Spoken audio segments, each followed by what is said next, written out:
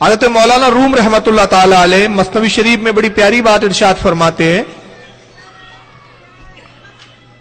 فرماتے ہیں کہ انسان سانس لیتا ہے یہ بھی اللہ کا احسان، اور سانس چھوڑتا ہے یہ بھی اللہ کا احسان۔ سانس نہ آئے انسان مر جائے، سانس آنے کے بعد باہر نہ نکلے انسان مر جائے۔ ہم اور آپ آج سائنس کی دنیا میں جیتے ہیں، سب جانتے ہیں کہ ہم آکسیجن لیتے ہیں، ہائیڈروجن چھوڑتے ہیں۔ ہم اور آپ آج سائنس کی دنیا میں جیتے ہیں، سب جانتے ہیں کہ ہم آکسیجن لیتے ہیں، ہائیڈروجن چھوڑتے ہیں۔ یعنی قرآن فورٹیلس آکسیجن، گویا کہ قرآن حکیم نے آج سے 1400 سال پہلے فورٹیلنگ کر دی اس کی، اور پیشین گوئی کر دی کہ آکسیجن موجود ہے۔ اس کا مطلب ہے کہ درخت، جو ہرے درخت ہوتے ہیں یہ آکسیجن کو چھوڑتے ہیں۔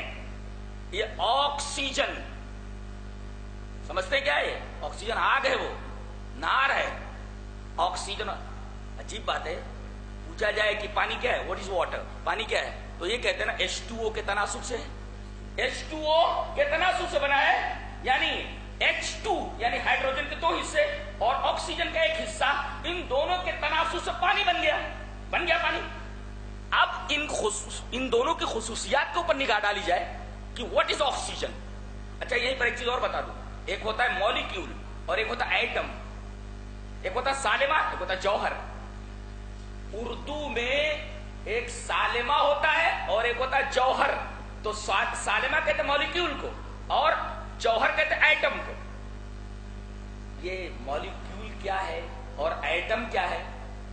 کسی مرکب کو، غور سے، کسی مرکب کو اگر تقسیم کرتے چلے جاؤ اور ایسے جز کے اوپر پہنچو کہ اس کی اگلی تقسیم نہ ہو سکے، that is called molecule, that is called سالمہ، یہ سالمہ ہے۔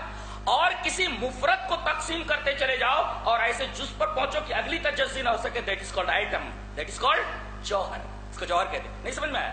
پانی مرکب ہے۔ اب میں ایک قطرہ لے لیتا ہوں پانی، ایک قطرہ ہے۔ اب ایک قطرہ، اب اس قطرے کے اندر یہ مرکب ہے نا، آکسیجن اور ہائیڈروجن سے مرکب ہے، ملا ہوا ہے نا۔ اب ہم اس مرکب کی اس پانی کی تقسیم کر رہے ہیں، تقسیم کرتے کرتے کرتے کرتے کرتے کرتے، یہ میں اس وجہ سے بتا رہا ہوں کہ سائنس کے اسٹوڈنٹ میں ہونے چاہیے تاکہ وہ اچھی طرح سمجھ لے ایٹم اور سالمہ میں فرق کیا، مالیکیول اور ایٹم میں۔ تو اس ہم مرکب کی تقسیم کرتے کرتے کرتے کرتے ایسے جز کے اوپر پہنچے کہ اگلی تقسیم نہیں ہو سکتی، یہ مالیکیول ہے۔ اچھا اب اس میں سے ہم خالی آکسیجن کو لے لیں یا ہائیڈروجن کو لے لیں، وہ مفرد ہے، وہ آکسیجن مفرد اور ہائیڈروجن بھی مفرد۔ ان 2 مفردات کو آپس میں ملایا گیا تو پانی بن گیا، یعنی پانی مرکب ہے۔ ہائیڈروجن کا 2 حصہ، آکسیجن کا 1 حصہ، یہ مل گئے، مرکب ہوئے تو پانی بنا۔ اب اس مرکب کی تقسیم کرتے چلے جاؤ چلے جاؤ چلے جاؤ، آخری حصہ جس کی تجزی نہ ہو سکے مالیکیول ہے۔ اب اس میں سے صرف آکسیجن کو لے لو، مفرد۔ اب آکسیجن کی تقسیم کرتے کرتے کرتے کرتے چلے جاؤ، اس آکسیجن کا اگلا حصہ جس کی تجزی نہ ہو سکے، یا ایٹم ہے۔ تو یہ آکسیجن چھوڑتا ہے من الشجر الاخضر نارا، ہرے درخت سے اللہ نے آگ نکالی۔ یہ آگ کیا ہے؟ یہ آکسیجن۔